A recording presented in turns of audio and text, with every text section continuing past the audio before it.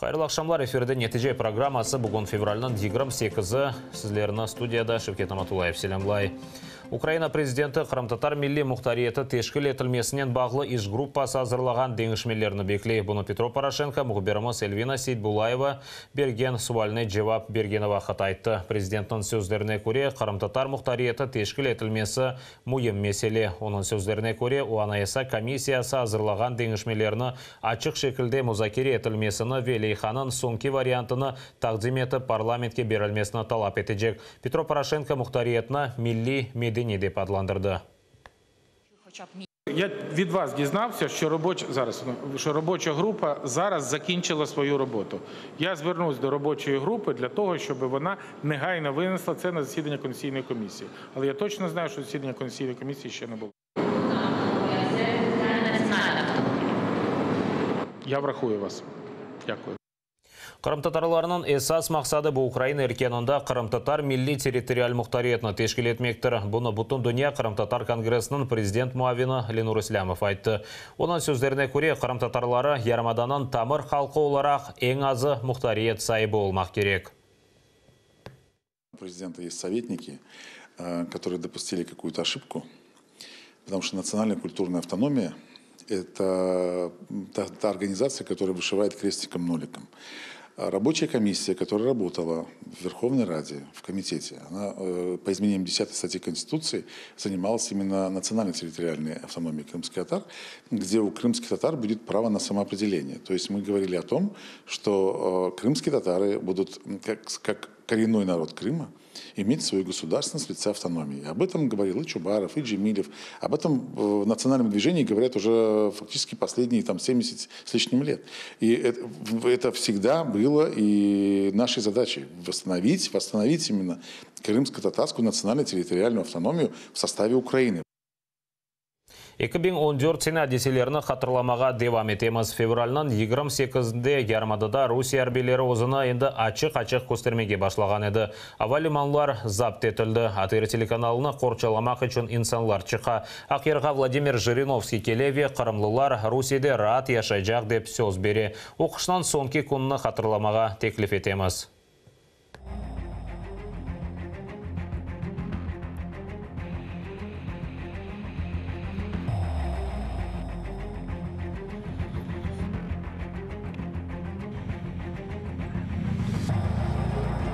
Находимся мы здесь в аэропорту, чтобы соблюдался общественный порядок.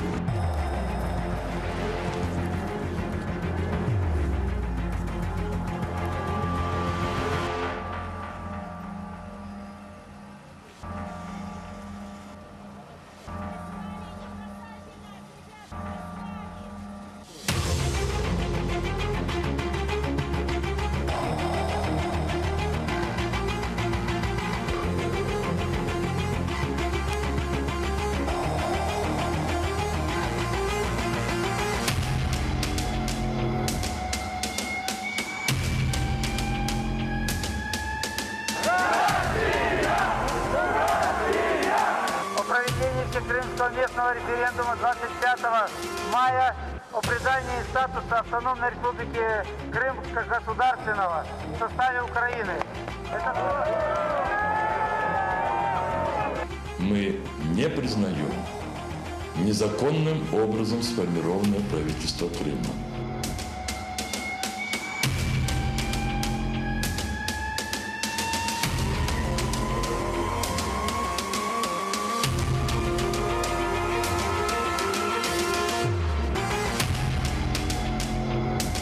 Россия окажет любую помощь вам, моральную, политическую, экономическую.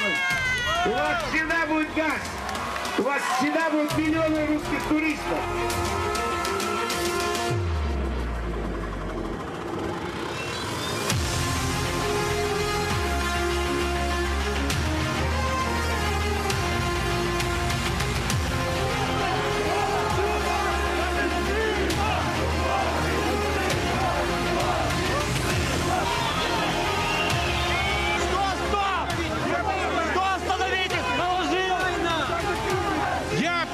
Для того, чтобы этот мир найти.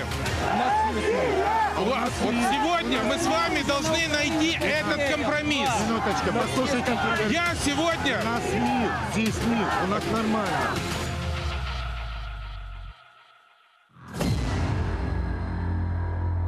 Дёртү эвел Қырымда сепаратизм, экстремизм ве терроризм yok еді. Бұны сепаратизмде қабатланған Сулейман Кадыров сонки сөзінде айтты. Ярын ешғал желерінің кефе махкемесі Сулейман Кадыровқа үкім сеслендірежек. Прокурор Кадыровқа 3 жылық шартлапыз жазасы берілмесіні талап етті. Это я аннексировал Крым. Это я запрещаю украинский и крымский язык. Это я преследую похищенных, незаконно бросавших в тюрьмы наших соотечественников по политическим мотивам. Это я пришел на восток Украины с оружием. И 4-й год уничтожаю украинцев. Это я по российскому телеканалу каждый день разжигаю межнациональную рознь и призываю к войне. Это из-за меня, что ли, лишились многие семьи своих мужей, которые находятся в российских тюрьмах? Я до этих пор не знал, что такое экстремизм, терроризм. Не было в Украине, не было в Крыму понятия такого слова экстремизм и терроризм. Оно пришло вот 4 года назад. Меня объявили экстремистом. Крымских татар террористами и экстремистами. За инакомыслие и просто за соблюдение религиозных обычаев. Генерал Меджлис азасына Фейсбукта Қырым Украинадыр деп язғаны үшін сепаратизмде қабатлайлар. Қырымнан ешғалжы құқ қорыжылары бұны Русия топырақ бұтынлігі үшін телеке оларақ көріп, сепаратизм ақында да бір дава ойдырды. Основное, что они хотят достичь, это дополнительное наказание в виде 2 лет запрета заниматься какой-либо деятельностью в сети интернет. То есть, попросту говоря, они хотят заткнуть им рот. Дважды меня судья останавливала в последнем слове, где я хотел показать, насколько агрессивно ведет себя Россия в отношении наших соотечественников, крымских татар, соблюдающих мусульман. На завтра назначено, значит, оглашение приговора. Никто из нас иллюзий не питает.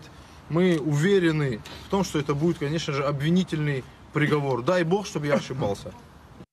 Ялталы Хизбут Тахрир давасында қабатланғанларға прокурор даба материалларын оқы башлады. Бұны Невбетеке мартынан 5-не тайынленген махкеме топлашуында да япажақ.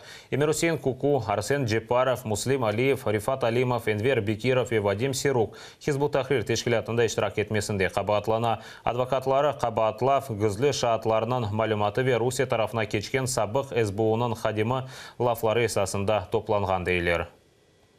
Прокурор будет оглашать материалы уголовного дела в отношении ребят, а именно характеризующие материалы. Не будут сегодня допрашивать свидетелей в связи с тем, что адвокат Ладин и адвокат Курбединов Эмиль Махсудович не смогут явиться в заседание, так как будут участвовать в Феодосии в прениях по Сулейману Кадырову.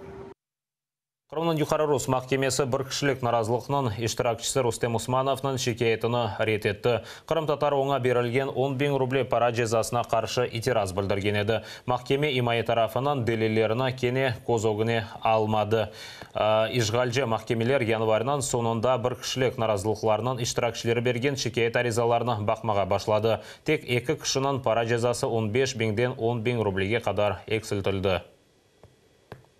Зачитывая решение свое, опирался на те материалы, которые к моему доверителю никакого отношения не имеют. Это раз. Второй момент. Решение шаблонное. Как обычно, там минут 20 зачитывали, приводили какие-то нормы. Опять-таки, повторюсь, к моему доверителю никакого отношения не имеющие.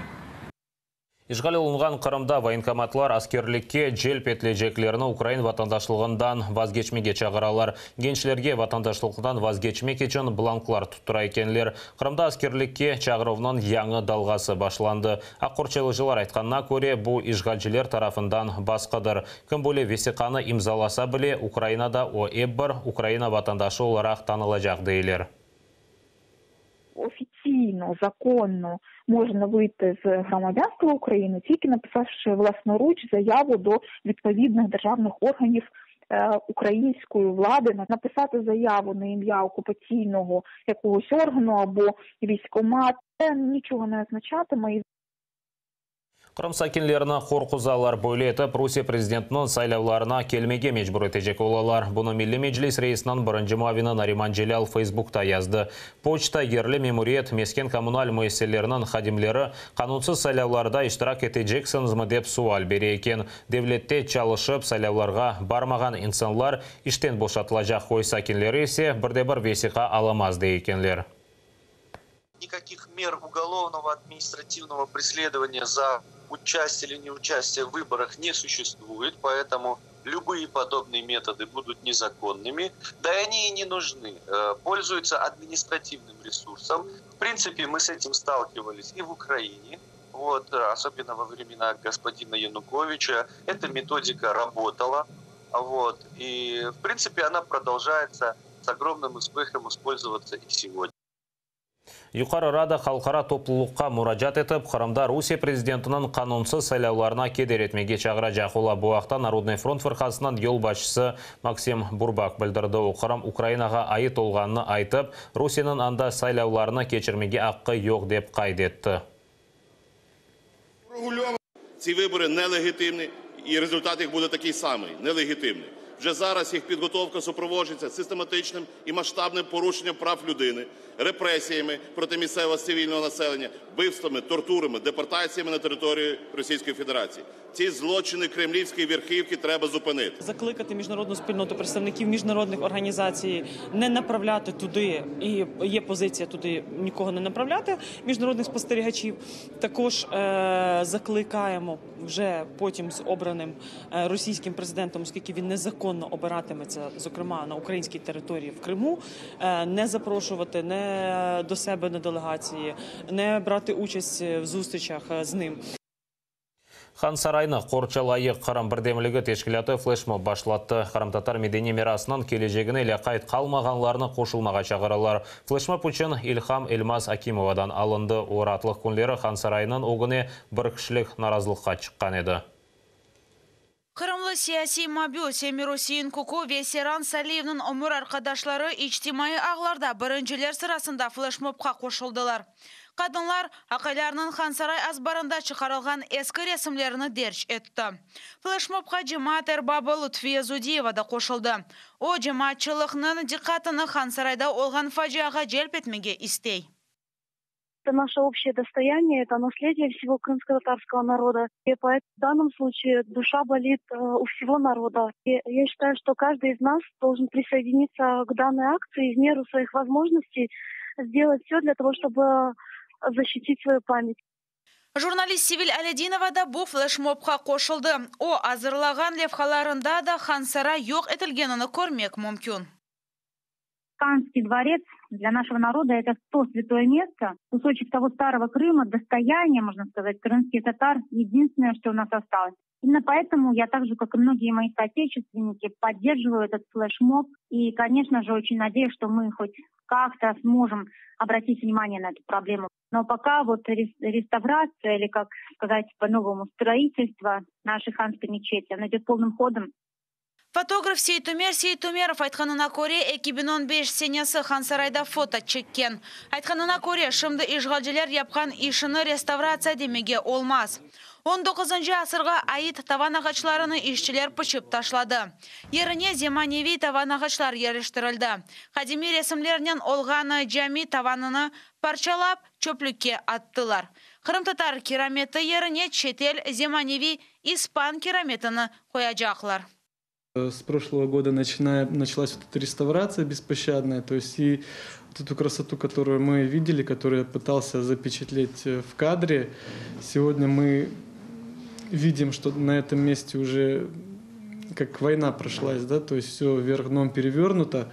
И, конечно же, к моему большому сожалению, того именно той историчности, которая была в этом объекте, эту историю сейчас вот таким беспощадным образом уничтожают.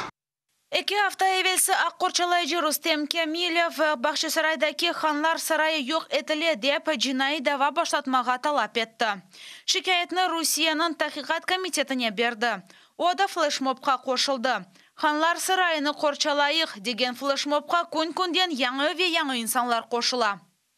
Олена Царенко, Максим Кондратенко, Заман, АТР. Олар қырымлыларыны бендерлерден қоршалай жамыз деп, ишғалге қол тұтты ве инсанларына қырсызлады. Қырым Русия незаретінде олған сон, олар инсанларының бизнесі ве мал мүлкіні тұтып алайды. Қырым самооборонасы не олғаныны оның сабы қазасы айтқанындан огрене білесіңіз. Давайте не допустим того, что произошло в Киеве, у нас здесь в Крыму. Олар 2013 сенесі сонында топланмаға башлады. Рус дүниясының тарафдарлары Қырымны бендерлерден қорчалайық деп, Украина арби бөліклеріні қаршавға алып башлады. Украина ватанперверлеріне низбеттен провокациялар япып, инсанларны қырсызлай еділер. Изначально сорганизовался сам, а 23 февраля 2014 года ситуацией, к сожалению, воспользовалась с этого дня и пошло считаться, что якобы лидер этого ополчения станет Аксенов. И, к сожалению, так получилось, что русское единство стало во главе этой ситуации. Қырым самооборонасы Рус бари биткен сон өз штабыны қапатмақ керек еді. Ама самооборона веккілері қалды. Яны тайынлеген ишғалжылар акимияты оларны ярдымы еле өз ишлеріні бежіре еді. Араба қырсызлығындан башлап, инсанларының бизнесini тұтып алайдылар. Бұл әрекетлер үшін халық қараманлары деп, оларға медаллер берілді. Қырым Русияге қошылғанына бақмадан арзу етілген Русия девлетінен инсанларының көздері қайтты, дей. Мы оказались в ситуации, которая была даже хуже, чем при Украине. У нас реальный бандитизм во власти. И ополчение, которое было призвано в момент Крымской весны остановить этот бандитизм, к сожалению, стало инструментом этого бандитизма. Милилештірмек ве тұтып алмақ. Қырымның самооборон айдутлары инсанлардан тұтып алынған бизнес ве мал мүлкіні яқшы ве ярамай кебі шекелге бөледі. Мисал оларақ, Қырымда Коломойскийның бизнесі басып алынғаныны ватанперверлік кебі адландырдылар.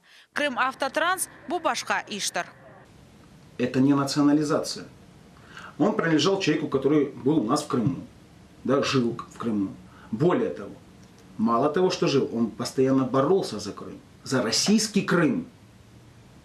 Самооборонада ве техника пейда олып башлады. Бираздан олар ғайып олайды. Тимофейның білдіргеніне көре, более усулнен юзден зияде машина ғайып олды. Машиналар қырсызлығанына диқат айырғанлар самооборонада енді чалышмай. Татьяна Сулый, Заман, АТР. Сыңырда олған мемори жинайтлер үшін месулеттілер артажақ милет векілері сыңыр қапсызлығыны қанунына деңіштіре. Сыңырны кечіш ноқтасындан тыш яда сақты весіқаларыны құлланып кечмеге тырышқанлар 3,5 бен яда 8,5 бен гривнаға қадар пара жезасыны ала біле. Боле жинайет текрар олса жүременің миқдары 13 бен гривнаға ете біле. Сыңыр жыларға Украинаның вақтынже ишғал етілген топырақларға кіріш-чықыш қайделерінің бозылмасынан бағлы даваларыны маға имкан берілді. Ишғал етілген топырақларға барған шетел ватандашларына сыңыржылар Украина кірішіне ясақ ете біле. Цей проект значно посилює Державну прикордонну службу в питаннях протидії адміністративним правопорушенням, які чиняються як на державному кордоні України, так і в межах тимчасово окупованої території Автономної Республіки Крим та тимчасово окупованої території в Донецькій та Луганській областях.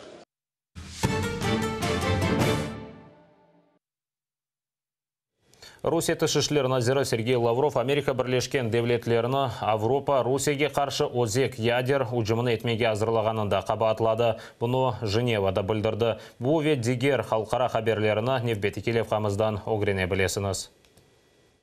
Русияның тыш ишлер назиры Сергей Лавров Америка Бірлешкен Девлетлерінің Авропа-Русия Федерациясы қаршысына озек ұрышының азырлануында қабатлады. Бұны о Женевадаки силасызланув бойынша конференцияда білдірді. Оның фикірінше Америка Авропада ерлештірген тактик озек силалары бұл тежавузи әрекеттір. С грубым нарушением договора о нераспространении неядерные члены НАТО участвуют в планировании применения американских нестратегических ядерных боеприпасов и привлекаются к освоению соответствующих навыков. Всем должно быть понятно, что тем самым военные США готовят вооруженные силы стран Европы к применению тактического ядерного оружия против Российской Федерации. Қазанде инсан Русия сейменлерінің хадимini өлдірді. Әршей яшайыш бойынша давадан башланды. 36 yaşındaki Александр Петров селянин ағасының өмір арқадашына келді. Шуны да қайт етмек керек ки, evнің бірінші қатында полис идаресі ерлешкен. Петров квартираға кірмеге рет етілген сон қапыға қаршы атеш açты. Бұндан сон екі полис хадиміне қаршы пиставдан атып, evнің кіріш қапысында сақланды. Bu hareketlerden son evni polis xadimlari sarıp aldı. Александр Петров ateş açıp bir polis xadimini öldürüp yerli sakinini yaraladı. Petrov'un ölüsü tapıldı. O özünü öldürdü ya da onu öldürdüler de belli değil. Malum olğanı gibi evvelde o çapkınlık boyunca ve içki kullanğanı için para cezasını alğan edi. Argentinada Rusiya adamı bir cimadan kokainin yakalandı. Bu yük Buenos Aires'nin havalimanında tapıldı. 4 kilo kokaini Rusiyalı gражданы osi cimadanın 2 katlı tübünde sakladı. Olğanı gibi 50 yaşındaki Rusiya gражданы Frankfurt'a yol alaydı. Hatırlatamız hazırda Argentina Rusiyanın beraberlikte Argentina'daki Rusiya elçihanesi yanında yerleşken mektebinin binasında 12 cimadanda olğan 400 kilo narkotik tapılğanı hakkında haber etken ediler. Veronika Ivashchenko, Zaman, ATR. Европада шарықтан келген жанавар адлы циклон суық ве қар кетірді. Суық нәтижесінде ең аз 24 инсан елек олды. Тәфсилатлы Левхамызда тариф етіле. Polonya'da 9 insan, Litvanya'da 5, Frankenstein'da 4, Çekya'da 3, Romanya'da 2 insan ilak oldu. İtalya'nın sokaklarında bir evsiz insan buzlap kaldı. Hatta ayaz olğanı için çoxusu evsiz insanlar ilak ola. Brüksel'de evsiz insanlarını mecburi tarzda vaxtınca yatakhanelerge alıp ketmege başladılar. У Брюсселі є 1000 місць, які відкриті взимку для безхатченків. Це в половину більше, аніж увесь рік. Холоди цього року непередбачувані, тому ми просимо людей приходити у такі місця для обігріву. Geçken gece Almanya'nın bazı koşullarında 24 derecede soğuk oldu. Estonya'da ise sıfırdan aşağı 29'ga düştü. Frankenstein ve İtalya kar yağuvunda ve katı ayazdan zarar görüyor. Florensya'da ise yarım asır devamında ilk kere kar yağdı. Neapol'ın havalimanı çalışmay. Roma devletinde ait olmayan hava sokaklarını kar kapladı. Yerli sakinler için böyle hava bayramdır.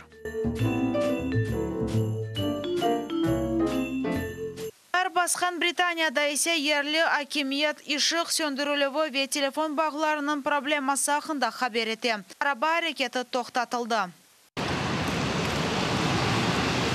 İspanya'nı da kar bastı. Siklon Akdeniz'de yerleşken Korsika ve Capri adalarına da yetti. Lemenk'te ise su ambarları bozladı. Yerli hakimiyet buzlagan ozinlerde taymağa yasak etti. Avrupa'nın çoxusu devletlerinde soğuk hava ve kar yağıvı olğanı için mektepler çalışmay. Bundan da gayrı nakliyat toxtatılgan. Veronika Ivashchenko, Zaman, ATR. Bu dakikada netice programması sonuna keldi. Hepinizge hayırlı akşamlar tileyim ve daima ATR ile olunuz. Görüşkенше.